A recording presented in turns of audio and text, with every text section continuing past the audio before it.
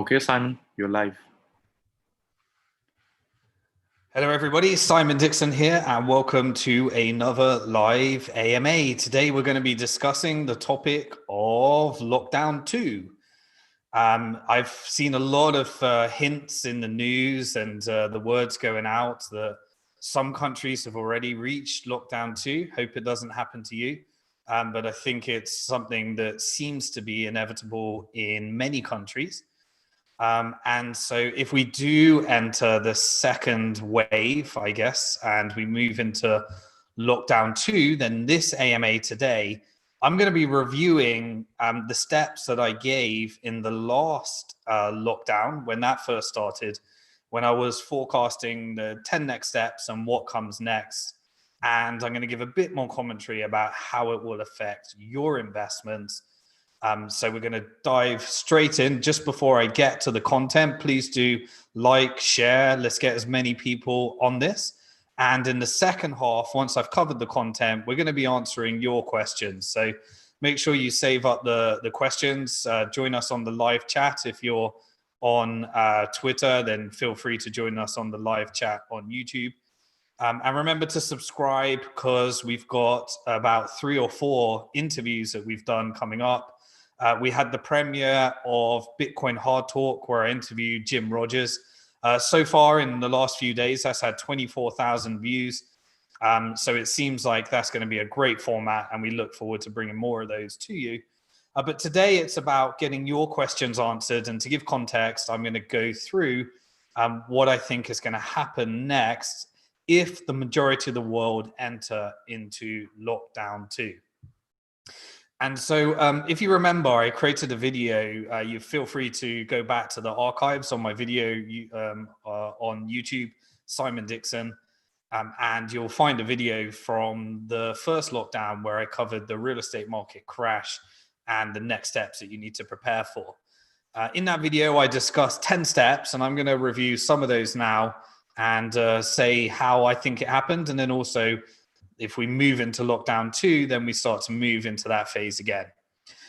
So the first thing we covered is that the real problem is that because our banking system drives people into debt slavery, and we've got record level of indebtedness from governments, from individuals, and from businesses, we've got the vast majority of the world that are living hand to mouth every single month. So those that are living month to month at the moment that don't have savings start to enter a real problematic phase. So obviously we all know what has actually happened now from the benefit of experience. And that is that the governments are all tied between getting the economy back on track and saving lives. And so that becomes a real dilemma because what we have seen is that it's not as straightforward as originally thought, that we have seen that deaths, mental illnesses, and all sorts of really bad things happen as a result of a lockdown.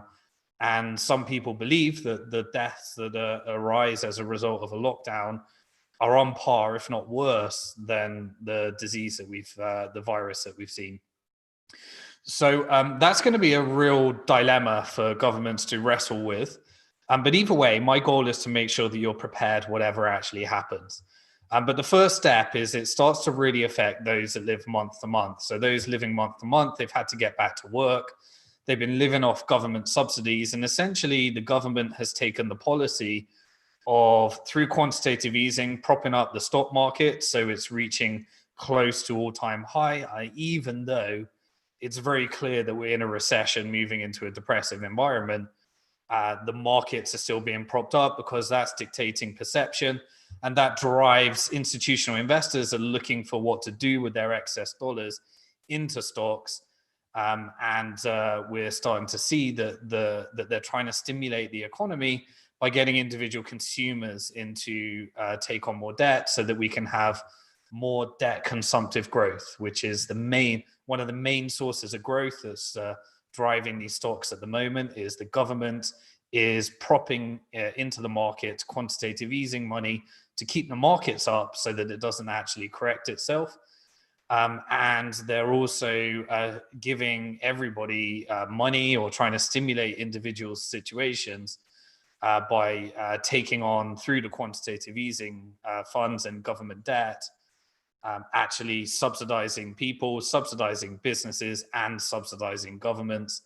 And so those that actually are living month to month, if we enter lockdown 2 in your country, are in that phase where they know what happened last time. They know that there's certain government subsidies. They know that banks are going to try and find a way of allowing you to cover your mortgage in these times. But people start to think about whether they want to pay their mortgage or keep the money for the rainy months ahead, or they want to feed their family if they're living month to month. I know what I would choose if I was in that situation. I've been in that situation at stages of my life, and I know what I would be choosing.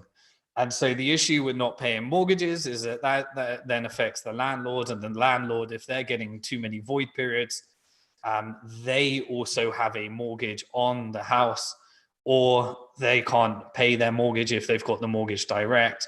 And that leads to defaults in the real estate markets and the property markets. Once that happens, you start to see the first signs of how strong the banks actually are. The banks do two things with mortgage loans. They either take it on as risk and they have collateral as your deposits, as some of the reserves, but most banks actually don't need any reserves because they hold assets that were created as debt, like government bonds, as their reserve requirements, and therefore there is no hard asset behind these banks. Although they have stress tests and asset liability requirements and things, those can actually be loopholed through the magic of investment banking, the magic of using assets that were created as debt as collateral, and therefore it starts to show which banks are weak and which banks are strong. The ones that will be strong are the ones that actually took the debt and sold it to your pension. Credit rating agencies gave many of these mortgage toxic assets in the last financial crisis.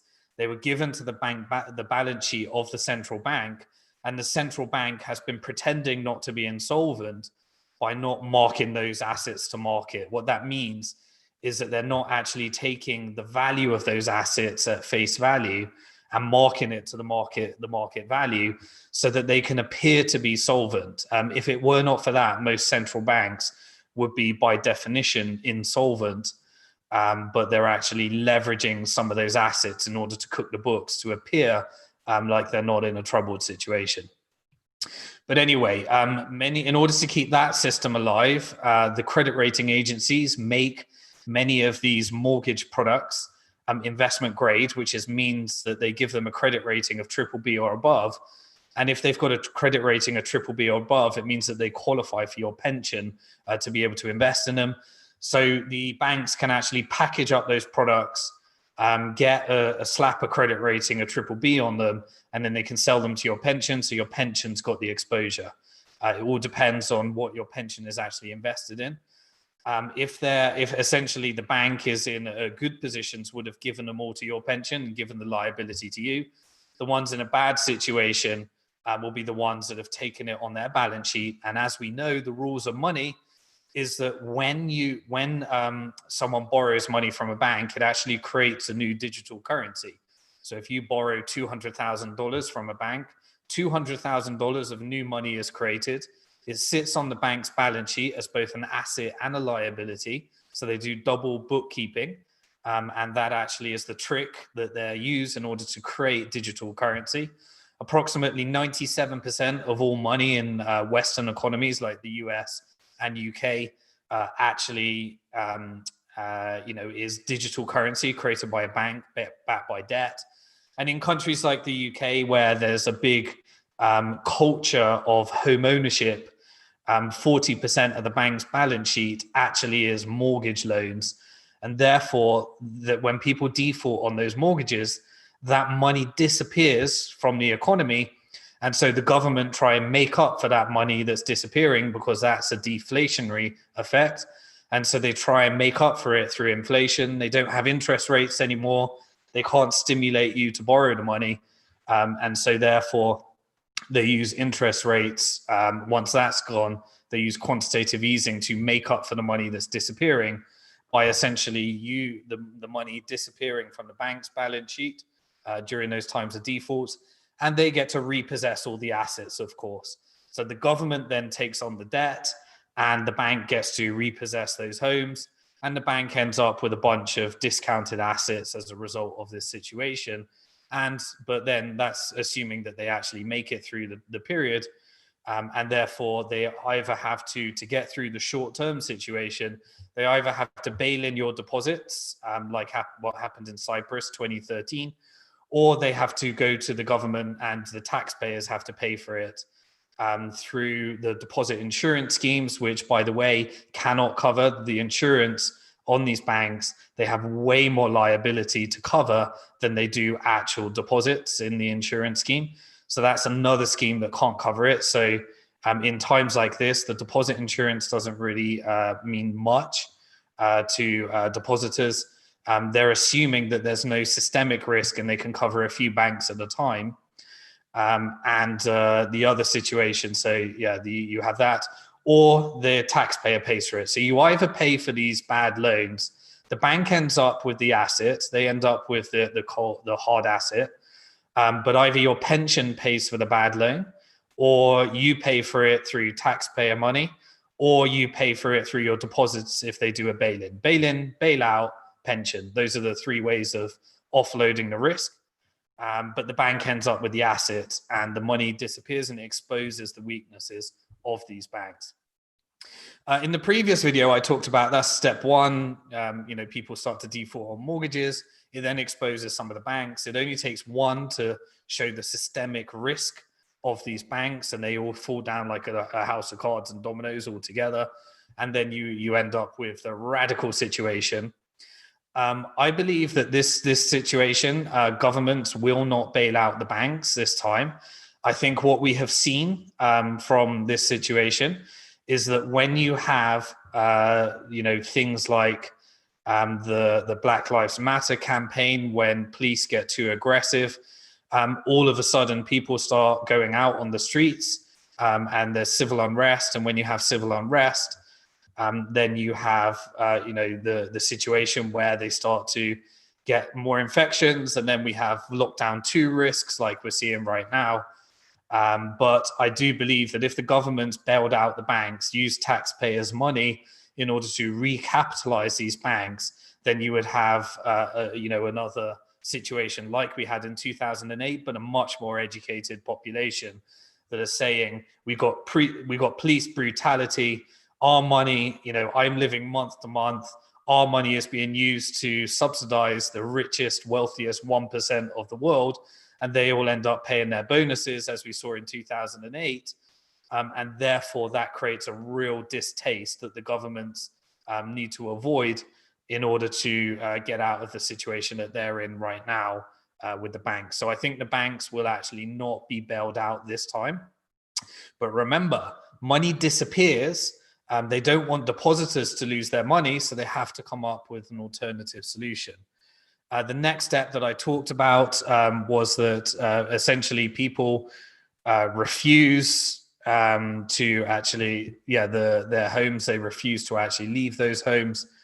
And therefore you have money disappearing without the bank receiving those assets, and a time delay and a systemic risk event in the financial system that the governments need to actually avoid. This could end in a couple of scenarios. Either we talked about bail-in money is actually exercised, because remember, when you deposit your money at a bank, the bank is the legal owner of that money, and they can actually use it to recapitalize the bank, and you might end up with some bank stock instead. That's what happened essentially in countries like the UK. There's about 4 or 5 clearing banks. They ended up all being owned by the government, and the government took stock in exchange for those bailouts. And so you can imagine in a bail-in scenario that they would probably give you some of those stocks if they chose the bail-in. Bailout, I don't think, is an actual option. But what I think the last tool that central banks or governments, and they could choose either. Remember, governments have full authority to create money if they choose, but instead they borrow it from the central bank. So the central bank creates the money. They use that money that they create to buy assets like government bonds and treasuries. So then the government has to repay that money plus the interest. And therefore, central banks are benefiting from those loans. Depending on your country, they might have to give some of that interest back to Treasury, but it's different in every country as well, depending on the monetary policy. But then central banks could decide to use their last tool, which is issue a digital currency. China's already rolled out their digital currency. The Fed coin is actually being discussed. I'm sure it's all on pilot. And everyone's learned from stablecoins and the success of stablecoins in the crypto markets that central banks can then use in order to actually let the bank go bust, but wipe out the bank, give everybody an application where they can download the money, an app. And when they download that app, they get the money that through this new central bank digital currency. So that prevents the problem of bail-ins. It prevents the need for bailouts. And essentially, it's actually replacing non-debt-based money with debt-based money. The other way around, sorry. Debt money that was created at a bank with non-debt-based money that was created through a central bank digital currency. The debts will all be auctioned off, so there's going to be plenty of opportunities for those that are actually cash liquid at the moment. It repossesses all those assets, and you get a ginormous rich-poor divide, accentuated by the fact that these debts are all going to be auctioned off to the highest bidder and the wealthy that have access to either the banks that can get the cheap credit from the Federal Reserve or from the central bank at virtually 0%. They can borrow at virtually 0%, acquire all those assets, or those, the richest and wealthiest that are most connected to the cheap credit, get to snap up those assets. And then you're indebted to whoever acquires those assets at discounts. The bank might repossess those assets, and you end up with a bigger and bigger and bigger rich-poor divide that then leads to this monetary renegotiation scenario that I've been forecasting, that I think central bank digital currencies through large organizations like IMFs and World Bank are actually going to have a seat at the table when the US is actually trying to negotiate keeping the US dollar power, and other countries that have been accumulating assets in the currency wars, like China, Russia, Europe through Germany, are going to be actually flexing their gold power. And we're actually seeing central banks at the moment actually trying to get physical control of their gold. And we've seen that countries like Venezuela, they had gold, their gold reserves, billions of dollars of gold stored at the Bank of England.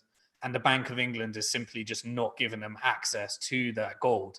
And this kind of highlights one of the risky points of gold, is that when people are investing in gold, which I think is a very wise move in these monetary renegotiations, but most people, because gold is very hard to store, they have it stored in Switzerland in custody, they have it stored in Singapore in custody, and some might have it stored in places like Texas and various other places.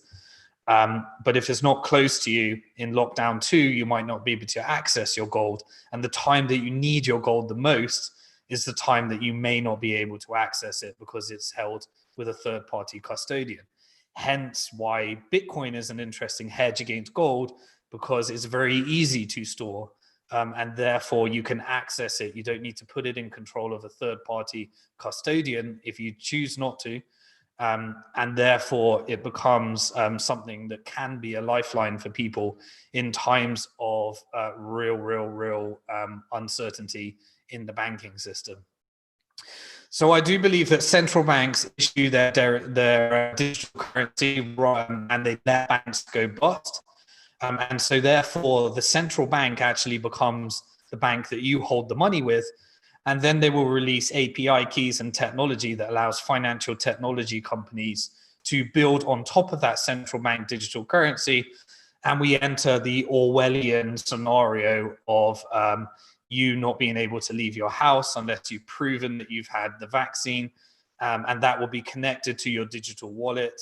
And in order to incentivize full adoption of the digital currency, they actually issue everybody a universal basic income or a social credit through that central bank digital currency, so that they can get as much adoption for that currency in proportion to the banks going bust and also some of the stimulus packages in order to keep the economy alive, so that they can prevent some of these scenarios. And so that's what I think is going to happen. And then we have these competing currencies. We have people that own gold competing with those that have US dollar denominated assets, competing with foreign currencies, competing with Bitcoin as a tool that many of the central banks, the smaller central banks, can actually use to try and get a seat at the upcoming monetary renegotiation. I think that many more countries and banks will follow that model once it happens in one country, and they will give out some helicopter money in order to try and get adoption for their new digital currency. You will opt out of all your personal freedoms, privacies, and liberties, but you will do that because it's money at the end of the day. And then obviously FinTech companies can build on top of that. We move towards more of a deglobalization effect. We enter out after this. During this time, I'm forecasting a lot of asset price deflation. At the moment, it's just insane, the prices of stocks, no reflection on reality, 100% propped up by government markets. That never works out in the long term. But while they're still playing that game, you need to get yourself really exposed to US dollar denominated assets. You need to protect yourself with asset classes like gold and Bitcoin, so that you can be prepared for many of these different scenarios. Because after the monetary renegotiation, you'd expect all this money flooding the market, deglobalization, where things become more expensive.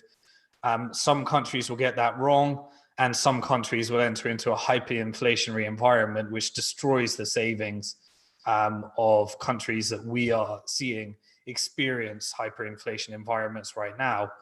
And therefore you can enter into, depending on which countries it happens in, you could enter into a dollar bubble, you could enter into a gold bubble, you could enter into a Bitcoin bubble as well. There has been many precedents of those happening. They tend to correct themselves. But as long as the utility of these asset classes is still increasing, then you can play some of the market trends on that. So this is what I think happens if we enter into lockdown 2. Obviously, there's a few iterations, a few variables where that could change. But the reality is that if the governments choose lockdown 2, then the effect that has on the economy can't prop up these stock markets much longer. And I know the Fed has actually indicated already in the US. Remember, although you may not be in the US, because 70% of all global currency is actually US dollars, the Fed is the only one that can print those dollars. So what the Fed does affects everyone else in the world, because if they go into inflation, they can export that inflation through the magic of central banks, and that can be a global phenomenon. And then we enter into currency wars and all sorts of renegotiations that come next. So we haven't actually seen any of the effects of those things. Then we've got organizations like the IMF and the World Bank. For those interested in finding out a bit more about the flow of funds, head over to my YouTube channel, Simon Dixon. And I did a video on the Indian financial crisis. I'm actually going to do a Bitcoin Hard Talk episode with somebody very close to the Indian central bank that is actually going to be sharing a really, really interesting story of what's happening there and what's happening with the Bitcoin situation. Remember, Bitcoin Hard Talk is where we have hard talk about the hardest form of money. And we try and deal with many of the objections that traditional investors central banks and people will have, and we try and tackle the hard conversations around Bitcoin rather than being an echo chamber of the easy conversations around Bitcoin. But also happy to have those easy conversations if you've got any questions. That's what this AMA is for. That's what I'm forecasting during lockdown too. Azad, maybe this is a good time to take some questions so that we can get those answered. And also what we tend to do throughout the week is if we get some interesting questions, we try and cut them down into little snippets on my YouTube channel so that you can get 5-10 minute sound bites that were created from this AMA. So we've been releasing some of those and we've been getting some good feedback on that. So if you enjoyed that content at this stage, please help us out with the YouTube algorithms. We're on over 15, I think we're approaching, I can't remember if we're on 15,000 subscribers or something like that. It's all moving in the right direction. The message is getting out there. Your help really helps us. YouTube is putting some of these videos to the top. So, there was a little burst in my light. I think that's interesting. I'm going to have a half face. And my lights are blowing up from this content. So hit that like button. That really helps us share this with others. And we'll keep creating these content and answering your questions. So Azad, should we head over to the live chat? You got any questions for me? Yeah, we got lots of questions. And just to, as a reminder or repeating what Simon's saying, we've got 226 people watching us right now. So hit that like and subscribe if you're new to keep up to date with the content that Simon is putting out. We've got. Thanks for all your work as well. We got 24,000 views on the interview with Jim Rogers about how he thinks Bitcoin goes to zero. Yeah. So that's awesome. We want to get those well over 100,000. I just think that this content should be viewed by so many more people, given what's coming up next.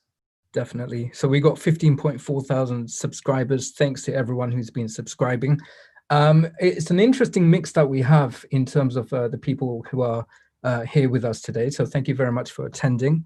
And so I think the first appropriate question, given the fact that you recently put out a tweet to Peter Schiff, and I think we're getting a lot of questions here.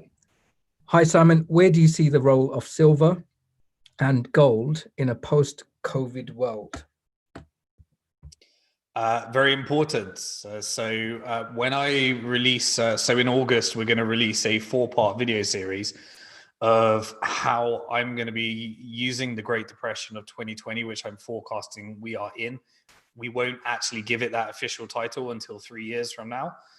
I'm actually going to be sharing how I use commodities like gold and silver as actually part of a strategy around investing in the current environment. So they're important things. Really, the importance. There's kind of 2 schools of thoughts in the world right now. There are central bankers and various other economists that will try and get on our show in the future that believe that that gold and the gold standard was the cause of the last Great Depression because they couldn't actually expand the money supply and do what they're doing in this depression. And they believe that gold has no role in money, in a modern money system today. I tend to disagree. Gold has got 5,000 years of history and has been a great store of value, not for wealth creation, but for wealth preservation. So I see gold and silver as a wealth preservation tool if you've already generated your wealth. I don't see it as a wealth creation tool for those that haven't generated wealth yet.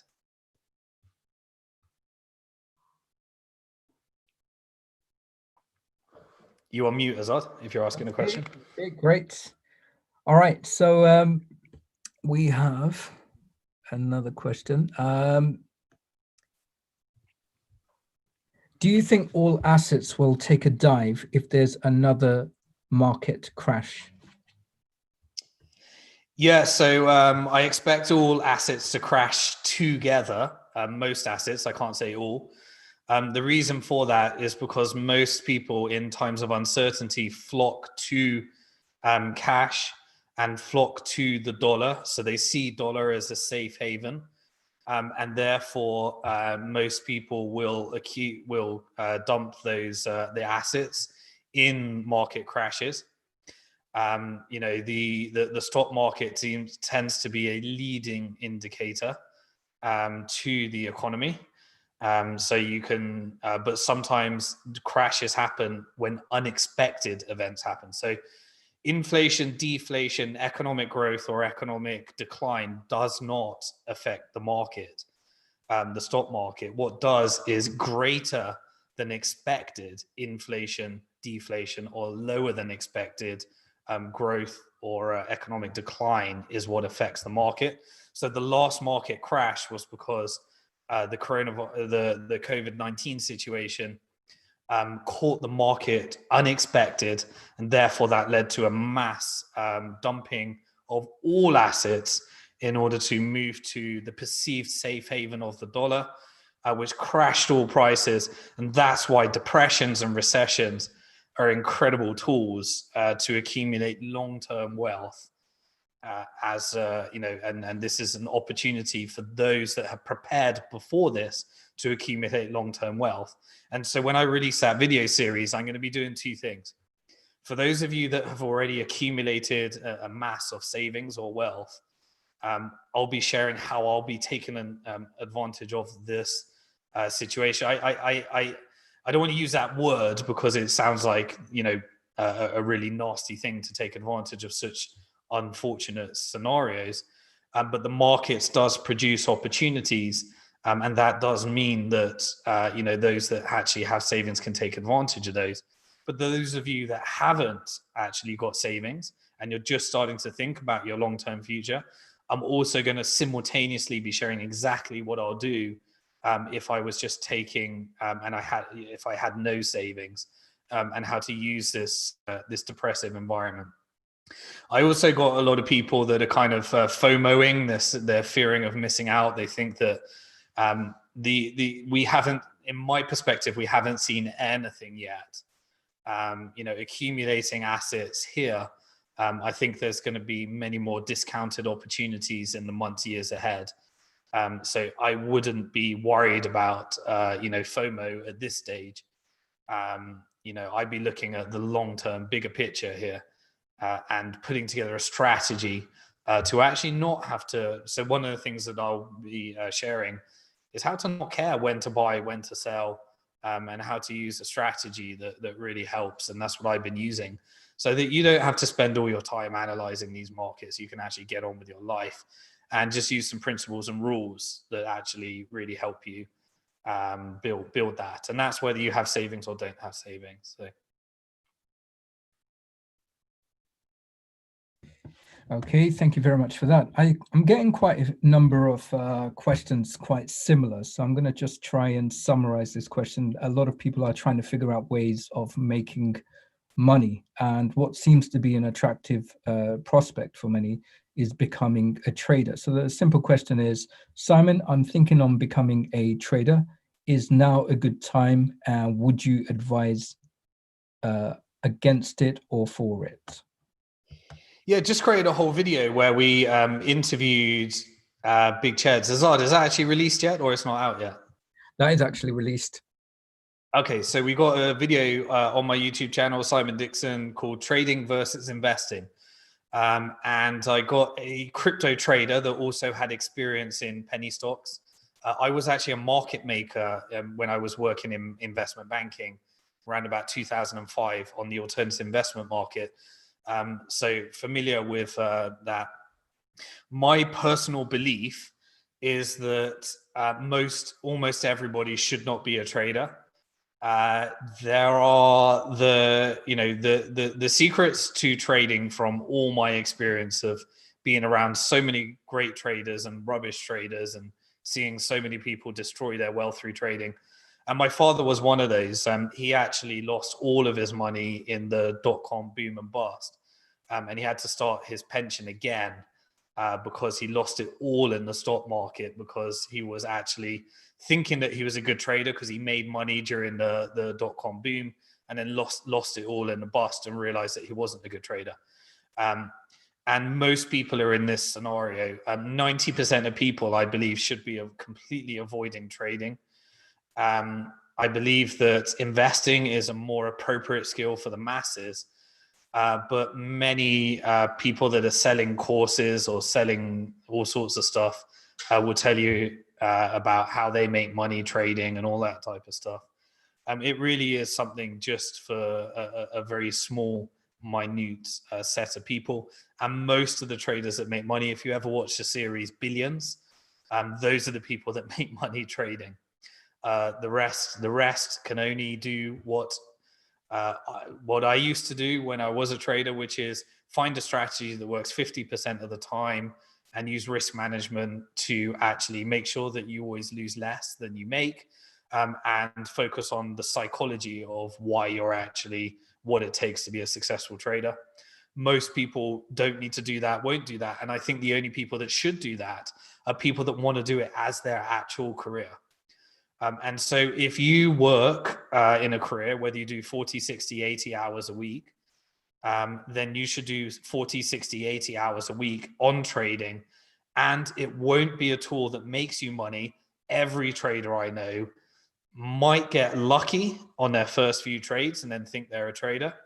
But most people have to lose all their money several times before they learn how to be a successful trader. So you're going to have to allocate money that you're willing to lose in order for your education to actually be a successful trader. So I think it's a really bad way of making money during this time. But if you actually do want to do it as a career, then have an amount of money that's allocated to losing, and so that you can learn the lessons of what a successful trader actually does. And then you realize that it's a full-time career. So it's not a part-time gig. From my experience, other people will all tell you different. We debated it on the trading versus investing video, but having experienced so many people lose so much money in trading, I think I've got a bit of experience at why that is, and especially in the crypto markets. If you're trading crypto on some of these leveraged exchanges, I'd much rather invest in the exchange and hold the equity in the exchange, which is something that I do, than actually be the person on the wrong side borrowing money in order to actually leverage yourself up many times over, and risk. I've seen so many people that were there in the early Bitcoin days, like way back 2011. I'm talking about the class of 2011, 12, 13, and they lost all their Bitcoin trading. And I've seen that to too many people. All right. Okay. Do you feel that we could see a massive support for the crypto sector from the retail investors if we had a second lockdown due to panic buying? Yes. So Bitcoin is very prone to bubbles, and the times when you know that it's in a bubble is when everyone's messy. Here's how to tell. If you tell people that you're investing in Bitcoin on Twitter or Facebook, and all of a sudden, all these people that just pop out of the Facebook Messenger, and all these people everywhere are asking, how do I buy Bitcoin? How do I get involved in Bitcoin? How do I make money in Bitcoin? That's when you know you're in the 2017 phase. And then you can expect a ginormous correction after that. Historically, we haven't reached back to our all-time highs in Bitcoin that we did during the last bubble. But historically, over the long term, we tend to recover from those. But most retail investors, they jump on board in the bubble, and then they FOMO out at the bottom, and they just hit that capitulation stage and then say Bitcoin's a scam, Bitcoin's a Ponzi scheme. And it's all because they were just trying to apply trading to Bitcoin and didn't really know the long-term fundamentals, and therefore couldn't stomach the pain of seeing the paper value losses that we tend to get. So yes, I can totally see many more bubbles in Bitcoin. It's part of the game. And I've been through I've seen my $30 Bitcoin crash to $3, seen my $1,250 Bitcoin crash to $3,000, $250, and I see my $20,000 Bitcoin crash to $3,000. And because it's a new asset class that so many people are so uncertain about what it is, it just creates these asymmetric scenarios that are prone to bubbles, manipulations, and all sorts of stuff short term, which is why only insiders should be trading as opposed to the others, because you've got no chance against all that stuff. All right, thank you for that. I'm going to try and summarize the next two questions. We're getting a lot of interest from people out there who are worried about their future careers working within the banking and financial sector. They're now very interested to work for the FinTech and crypto Bitcoin based companies. So it's an interesting analysis that they're in terms of looking at the way banks are operating. They're asking, what do you think banks will do to keep their current existence? Will they adopt crypto as an option? And what will one need to do to work for a company like yours, Simon? Banks will adopt what they've always done in the past: crony capitalism, lobbying, and regulations in order to try and maintain their lead. So some banks will do what banks like SBI are doing in Japan, where they essentially accumulate equity positions in all of the crypto companies. They lobby governments to enforce effective regulations that mean everything has to come via a third party, via custodians, and all of the AML, KYC, know your customer, anti-money laundering regulations will then be utilized in order to ensure that it keeps within the confines of the banking system. But fortunately, Bitcoin also has the ability for you to own your own money, spend your own money, and can actually be held self-custody. And so you get these competing forces of people that are going to be owning their own crypto. The vast majority will do it via a bank, and I expect full adoption. The banks tried to eliminate Bitcoin by using the word blockchain and telling the world that Bitcoin is nothing and blockchain is everything. They failed.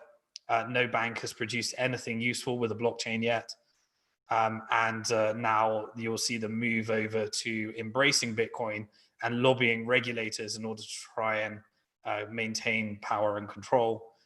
The banks will do absolutely whatever they need to do in order to make sure that they're closest to the cheap credit Federal Reserve quantitative easing money, and making sure that they're lobbying governments for bailouts or using your deposits for bail-ins, or adopting the new innovative side and making sure that they try and control all of that and compete with self-custody and people owning their own assets.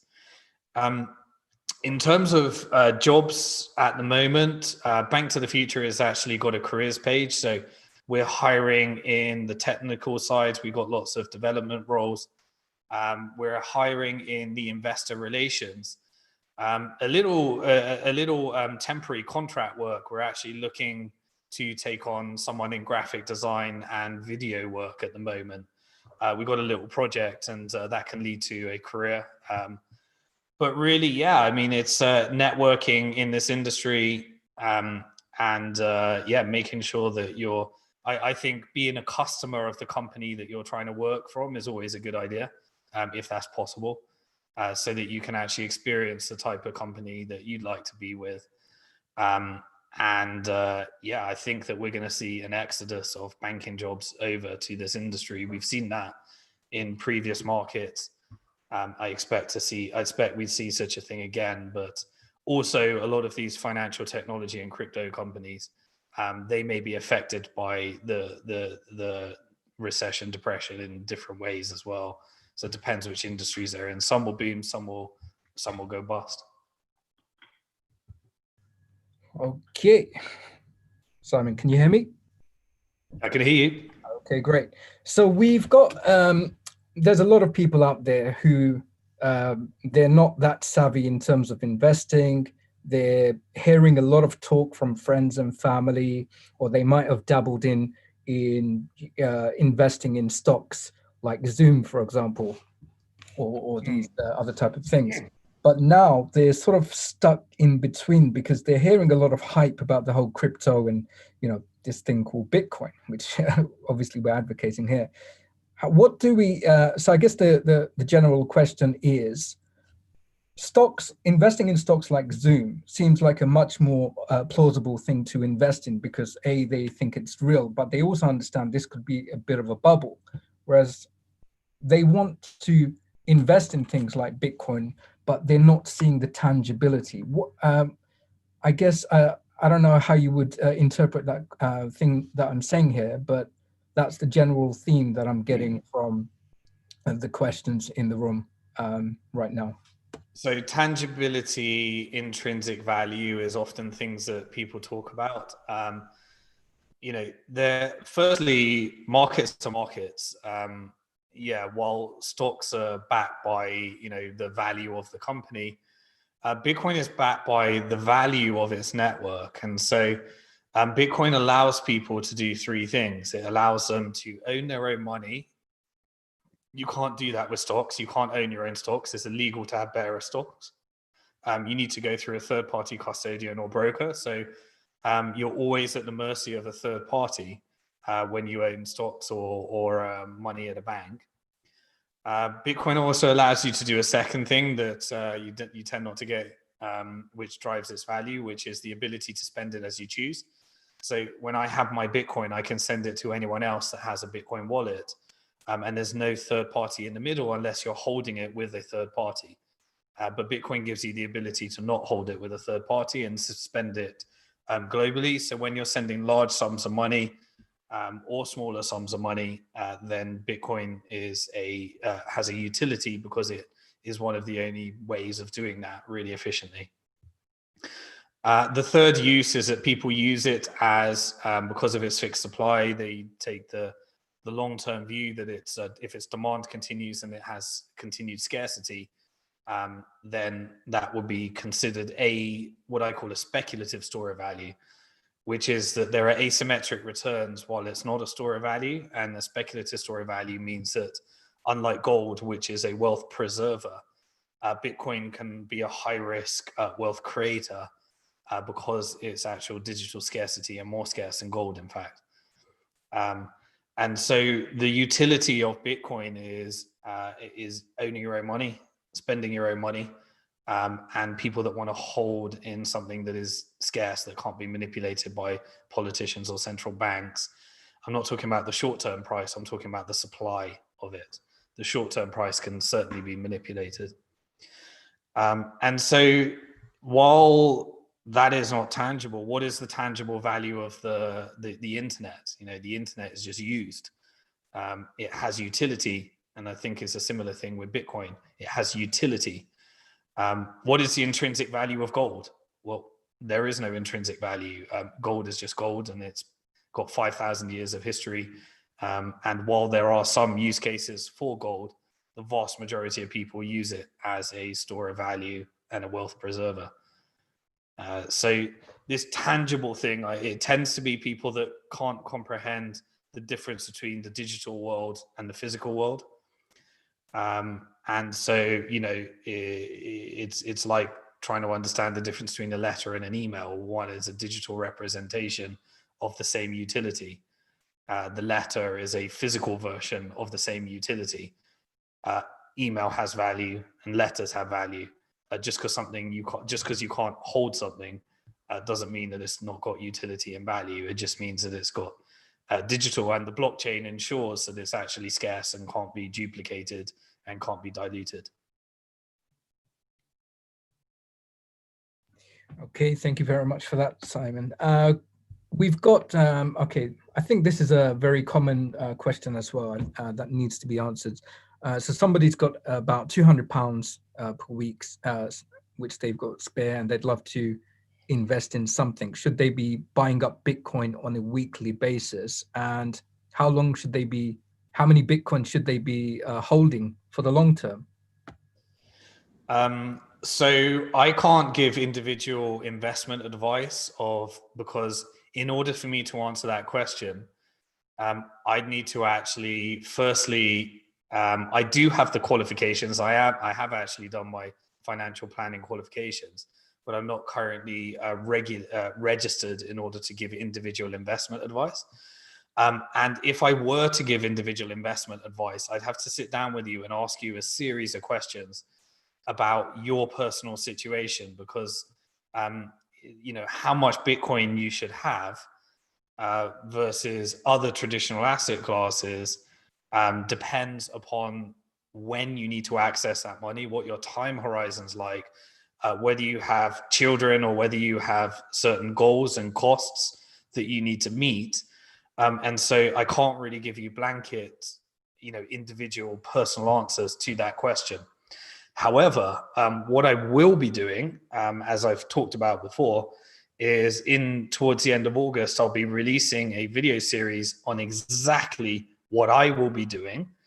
And also we'll be doing a 7-week course where we'll be working with people to go through that. But you can use the free video series. The reason we don't want to just rush into giving generic answers is because I really take that seriously. When people say, I've got $200, should I be doing this? How much should I have? There's a real danger of me just giving you a half answer. You're already talking about, do I buy a little bit each week? This is the concept of dollar cost averaging. But then you also need to mix other things like asset allocation, and then combining that with things like your personal balance sheet, your personal financial situation, your personal cash flow situation. And that should be used in determining how much investable income you have.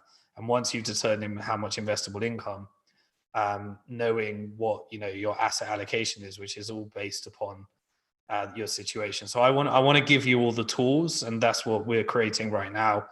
I've had my research team creating spreadsheets and all sorts of stuff to take everything out of my head and make this really simple for people to understand, and how they can tailor it to their own personal situation, rather than actually having to do this generic investment advice and rely upon someone giving you the answers. I'd rather empower you to understand how to do that, how to have a long-term plan, and I'm expecting much bigger corrections in the markets. So I don't think, personally, from my perspective, you needing to accumulate assets in a rush.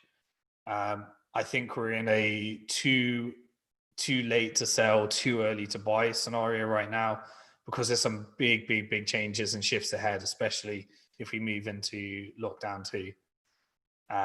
So I can't give you the exact individual makeup, but what I can give you is the formulas of how I think about these things, and how I've navigated that, and how I'll be doing it in the current environment. That is a commitment that we've made that will be coming out in August and September. Okay, thanks for that. Just one more question, Simon, and we can wrap up. I think this is a question I don't believe you've answered. If you have, apologies, but I'd love definitely to have this one answered. Who's manipulating the Bitcoin price, whales or companies? I hear this a lot. Both.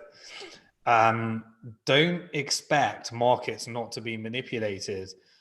Markets are manipulated because they know that there are traders out there, and traders are there to be manipulated by the people that control the short-term markets. And the companies and whales that control the short-term markets want to suck up as much of your Bitcoin and your stocks and your real estate. So in the case of banks, they want to suck up the real estate. They'll do that using their relationships with central banks, and the central banks and the banks are the manipulators of the real estate market. In the case of stocks, you've got governments using quantitative easing, and then you've got banks accessing cheap credit in order to manipulate these markets and use their balance sheets through companies and whales. And in Bitcoin, you have the exact same, but it's even easier because there's lower liquidity to manipulate short term. And that's why they want as many traders as possible so that they can suck up as much of that through manipulation and end up with all the assets. We see it time and time again. And the way to counter that is to be an investor, not a trader. And so it's companies and whales. In Bitcoin, it's just classic. You just see 25,000, 100,000 Bitcoin moving its way over to an exchange. People panic thinking that it's someone that's looking to sell. They suck up. They also work with these exchanges in order to put orders on those. And it's just a game that no amount of regulation solve. It is just a fact of the short-term markets. Even the deepest, most liquid markets of the world. We've seen the likes of George Soros trading against the Bank of England in the GBP manipulation markets, which led to his original, multi-billion-dollar trade. This stuff happens all the time, and it happens in all markets. And you either need to be an insider or an investor, is my perspective, or you need to be a full-time trader that knows how to take advantage of some of these manipulations. Okay, that's about it. I guess we want to round up with some positive notes. You've been working really hard on some real future solutions for people out there with this whole pandemic that continues, and the crisis, financial crisis emerging. What positive last messages and updates do you have for everyone? Okay, so yeah, we've been making really nice progress on the video series. I'm ultra excited about bringing that to the market, and just want to do a really great job of that. We're getting lots and lots and lots of requests of people that want to join the 7-week program. You're going to have to be patient, and we'll release all details when that's available. We had a real frenzy at Bank to the Future. We released a pitch. This is for qualifying investors at Bank to the Future.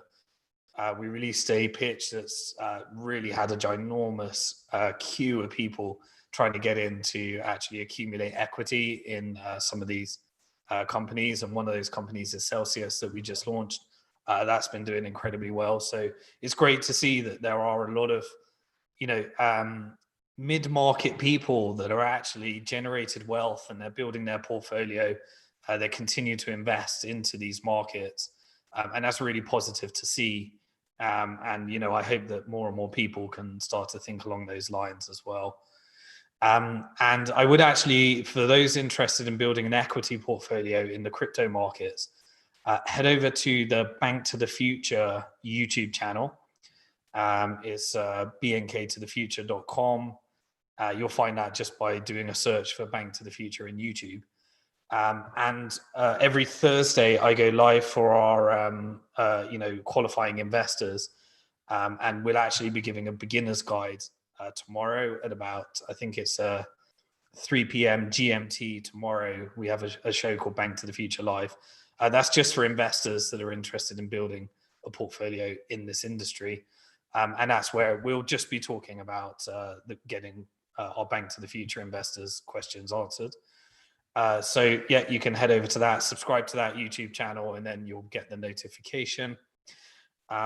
And yeah, I guess we've all got lockdown 2 to look forward to. What are you going to be doing in lockdown 2? Are you going to be using this as another really bad scenario? Or are you going to be using this opportunity to think about what you're going to do differently? And there's one thing we can't control in the world, and that's, we can't control the amount of things that are going to be thrown at us. We can't necessarily control the markets unless you're one of those manipulating whales. The only thing we can control is what we do, what our reaction is, the meaning that we give things, and how we're actually going to adjust based upon the scenarios and situations that we're actually thrown with. So I always want to remind and end people that we are alive at one of the most exciting and interesting times in financial history. It's going to be disastrous for some. It's going to be the best time for others. And I want to see you on the right trend of that. And I'll continue to do these AMAs each and every week. So let me know if you're watching the recording of this, what your question is, and we can try and return back to those. We've also got a Telegram channel where you can get announcements as well. And we've also got, you can follow me on Twitter, where I give more just videos just to my followers when I'm on the fly, just pull up my phone, less professional, but make sure we've got that. So there's no shortage of information. We're going to make sure that you're on the right side of this. And yeah, we look forward to seeing you next week and in future videos. We've got lots of interviews coming up, more episodes of Bitcoin Hard Talk, and just lots of really interesting stuff. Completely overworked and overwhelmed at the moment, but this is really important, so I'll continue to do this. So thanks, Azad, for picking out those questions. Thanks, everybody, for joining us live. And please do help us out, like, share, retweet, make sure more and more people get to watch us, because the bigger the audience, the more we get to help. So that's going to do it for this week. Thank you.